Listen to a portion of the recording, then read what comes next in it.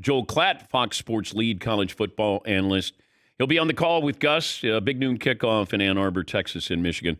Let me ask you about Lamar Jackson and that style. Like, how would you, if somebody didn't see Lamar, how would you describe his style? Oh gosh, that's a great question. I would describe his style as conflict. He's constantly putting the defense in conflict because of his ability to impact with his legs. Now, I've been a big believer, and I talk a lot with Daniel Jeremiah about this when we lead up to the draft, because listen, I'm in the college game, so that style in college is probably preferable, to be honest with you. But as you go on, DJ and I like to play this like confetti test in the draft. And we take a look at all the quarterbacks leading up into the draft. And we're like, okay, close your eyes and picture the confetti raining down. Can you picture him winning a Super Bowl? His style of play, his personality, all of the things that we try to evaluate in the draft process. And with Lamar, there's one thing that sticks out at times, which is, at some point in the playoffs, and this goes for any player, you're going to have to, as a quarterback, control the game from the pocket. Now, that doesn't mean that you can't impact the game outside of the pocket, but at some point you will have to control the game from the pocket. And I think that, to your point, regular season versus postseason, there are times when maybe that's lacking. But to be fair, it's like I don't study the tape of those NFL playoff games. That's from afar, sitting there as a fan watching some of those games. All right, so you have the big game at noon. It's going to be Texas and Michigan. Texas is favored by 7. Does that point spread say more about Texas or more about Michigan?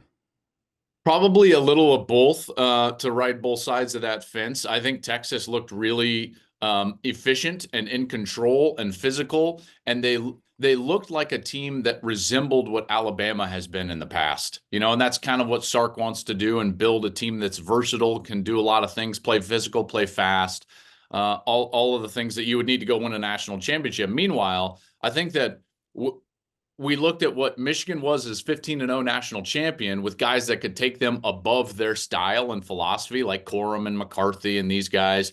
And then we watched them against Fresno State. And Dan, to me, it resembled a lot of the 2015-16 early Harbaugh Michigan teams. Mm-hmm. Journeyman quarterback, Jake Rudock, remember him? He was a transfer from Iowa. Wilton Spate was a quarterback back in 16. Those teams were good and philosophically really sound, but they lacked some of the pieces that could take them above their philosophy and their X's and O's. That's what it looked like kind of on Saturday night against Fresno State, and I think that's why you're seeing the line where it's at. Let's do the confetti test with Quinn Ewers. Close your eyes. Okay. Can you see Quinn Ewers with confetti raining down upon him this season? Well, wait. Which confetti? Are we talking about the little mini Lombardi trophy confettis that somebody cuts out, which is incredible? Or are we talking about like the square college football confetti that's cheaper? Square, yeah, the cheaper version. Okay. For a national championship, can you see confetti raining down on him? I can. I think that this Texas team is very versatile. I think that they're deep. They've got probably, I would say, the most experienced offensive line in the country. Certainly, they got 4 guys that have started for the better part of 3 years up front in front of him. And their most talented guy might be the 5th that isn't one of those experienced guys. I think that the only thing that is concerning for Michigan is that they're having to replace Byron Murphy and Trevondre Sweat. They're 2 defensive tackles. And you might be thinking to yourself, like, well, what do you mean? In our game, in the college game, it's not necessarily about your quarterback, although that's important.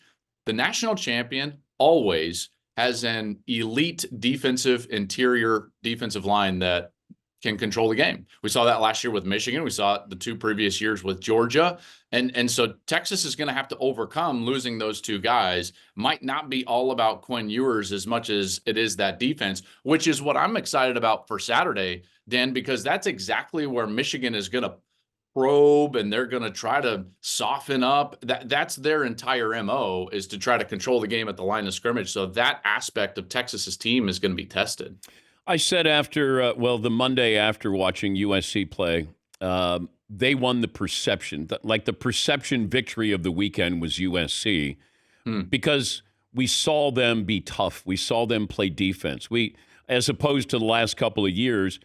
I don't know how much a perception victory counts. It's still one win, but it did feel like USC addressed a lot of the issues that we've been waiting for them to address. Are they a real couldn't player? agree more.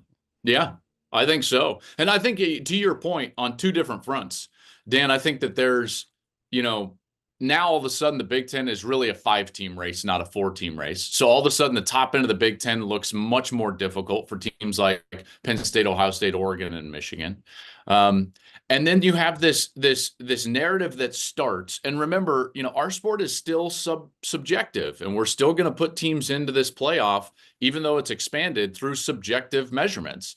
And when you beat a team like LSU from that conference, the SEC, that's huge not only for your program, but also for the conference, because those two teams coming into the season, USC and LSU, were largely thought of in a very similar spot within their conference, maybe 4, 5, 6, right in that range. So if you can win those games, it becomes really important from a narrative standpoint to see how many teams your conference can get into the playoff at the end of the season. So twofold on that, and I thought that the defense played tremendous. Didn't we kind of forget we are so, man, our brains move so fast. It's a quick-paced society. Everyone's like, oh, man, Lincoln Riley can't coach. It's like, hold on, time out. Yes, he can, and he has for the entirety of his career. And now all of a sudden, if he gets a defense that can play that tough, then I think the rest of the Big Ten certainly was put on notice. What would be a successful season for Colorado? Oh, gosh, that's a great question. Before last Thursday, I would have said they could win 8 or 9 games. After last Thursday, I'm less confident. And the reason is while they have elite players, I think they have 2 players that might get selected in the top 5 in the NFL draft, Travis Hunter and Shedeur Sanders. Outside of that, they tend to make the exact same mistakes and play the exact same style that we saw even early last year. And that growth hasn't really occurred. They mismanage the clock. They don't have a creative run game, so they throw the ball constantly when they have to rather than when they want to. If you wanted to give them some kudos, you would say their run defense was a lot better this year, in particular against a team, even though they were FCS, but North Dakota State is, I think all of us know that are sports fans, they're a tough-minded, run-oriented program that's highly successful. But those things about the clock management, the undisciplined play at times, in particular, like a few of those penalties on 3rd down, if they do that against Nebraska, they're going to get beat, maybe handily, because Matt Rule's built something pretty special, at least I think, in Lincoln, in particular with a freshman quarterback. If Shedeur Sanders and Travis Hunter play elite football, they can beat almost anybody on their schedule, but everything else has to get better. So I think that a successful season for Colorado right now is probably a bowl game. Feels like this 12-team playoff is meant for Notre Dame to be in there every single year. Yeah. It was almost, this is TV. It's a TV show, and you want Notre Dame to host a playoff game. It just feels like Notre Dame is, are you okay with that? Do you get the same feeling that, hey, SEC's going to be represented, Big Ten's going to be represented, Notre Dame's going to be in there, get a couple of outliers? Most likely they are. I'm really interested to see what happens. Let me just peer into the future before I answer your question specifically. I peer into the future. I just sense and feel within the next 4 or 5 years, Notre Dame will have more of a scheduling arrangement with a conference that will make their schedule more difficult.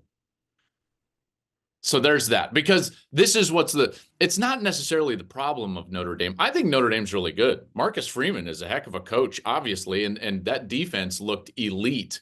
And so I have no problem with Notre Dame being in the playoff. And quite frankly, they probably will be ranked higher than what their seed is. I think they're probably going to be ranked in the top 4 because I don't know who's going to beat them on their schedule. The issue is their schedule. Their toughest game, at least before the season, was probably this road game at Texas A&M. Now it looks like it's the road game at the end of the year at USC. But between those 2 bookend games, Dan, with Florida State losing twice, it's like 10 straight scrimmages. I know that sounds harsh, but that schedule, it's totally in their court. If they want to play and hold their own standard, they'll be undefeated facing USC, and they're going to be in the playoff. Appalachian State at Clemson tomorrow night. If Clemson loses tomorrow night. Could you repeat that real quick? You cut out for a moment. Appalachian State, Clemson, if Clemson loses tomorrow night. Oh, my gosh. Oh, my gosh. Don't do that to me. I can't comprehend.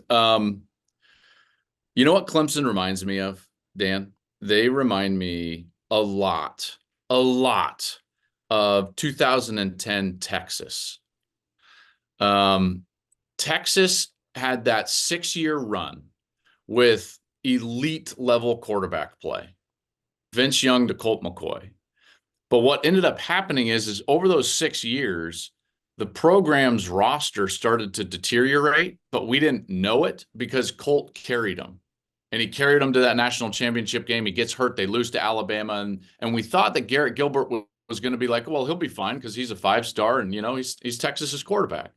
And they fell off the face of the planet, and it took them until last year really to kind of like right the ship. The key is that Texas missed on recruiting a quarterback. And I think Clemson has done the same. Now, Cade Klubnik, I'm hoping that this turns around, but this is what happened with Deshaun Watson to Trevor Lawrence. And at the end of Trevor's tenure, yes, they made the national championship game, but he carried them past that Ohio State team. He carried them to that point. And you look at the draft picks since he's left, and it's fallen off the face of the planet, just like Texas. Texas went like 10 years without an offensive player drafted until last year. And we're starting to see that with Clemson. So to me, it's not about Dabo in the transfer portal or he's unwilling to do this or that. It's that they've missed at quarterback. We didn't see the deterioration of the roster like we didn't see it at Texas. And I think that's the issue. And I tell you what, this is not the game I would want to play if I was Clemson after losing to Georgia. App State's going to be ready to play. Wouldn't shock me if they beat Clemson, but at the same time, I think that the Tigers, at least I hope the Tigers right the ship for their sake. Tell Gus we said hello. Have fun tomorrow. We'll be watching. Thank you. Great appearance, Joel. I will. All right. I appreciate it, Dan. Have a good one, bud. That's Joel Klatt, Fox Sports lead college football analyst, and it'll be Fox's big noon kickoff in Ann Arbor. It's Texas, Michigan. We'll come back, got our play of the day. We'll settle on our poll question, your phone calls as well. Rich Eisen will join us coming up next hour. We're back after this.